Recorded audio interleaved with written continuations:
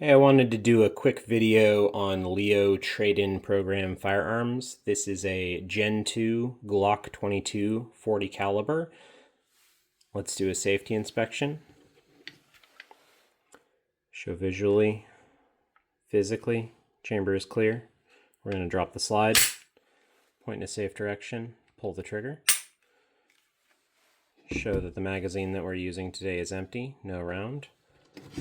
Show that the mag well is empty, no round. All right, so this is a Leo trade-in firearm. And what this means is that a police agency of some sort had this as an issued firearm at some point, and they got new firearms to replace it with, and so they sold these off to stores to resell for very cheap. I bought this in 2020 when it was very difficult to get a hold of any firearms. If you had to do a background check for your firearm in 2020, you might remember that the wait lists were around 40,000 in some states, and it just took forever. And trying to get a firearm at all was difficult.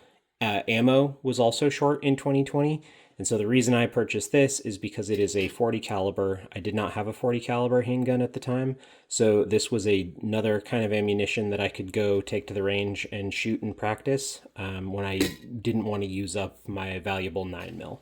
I'm not a big fan of 40 caliber. I don't think it's very good. And the price of 40 caliber weapons compared to their counterparts that are 9mm, even if they're the exact same model firearm, kind of shows that people tend not to like 40 cal as much. There is a use for it. It is a higher powered round, so it's got what some people would call a higher stopping power. But in general, this firearm I am not a fan of. This was just to serve a purpose, a short period of time in my life when I needed something that fired a different caliber, and this was it. So I think I paid $180 for this. It is a very functional firearm for $180. Brand new Glocks can go anywhere from $400 to $550. This is obviously much older. You can see there's a lot of wear and tear on the slide, but the barrel, if you were to take it apart and look through it, is very clean. You're not going to have any issues with this. I imagine that the person that owned this, whoever was issued it, probably holstered and unholstered it a lot. So this is where this comes from, this pitting and wear on the slide. But what you may not know is that there are a lot of police officers that don't train as often as they should. So this firearm may not have even had very many rounds put through it. I don't know if there are any requirements for how many rounds would have gone through something that goes through a trade-in program like this. But I know that I was able to accurately shoot this. I didn't have any issues with it. My main gripes with this firearm were gripes that I already had with Glocks in general. So I don't like the takedown pins here.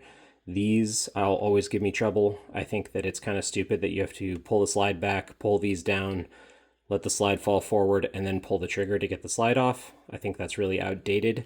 But other than that, if you ignore what is just come standard on a Glock, the thing that gave me the most problems is actually just this slide release. This, you can see, is very loose. I'm gonna try to show you what's going on with it. When you have the slide back, sometimes you can just push down on this and it won't go, and then suddenly it'll go. It'll, like the third or fourth attempt, will go.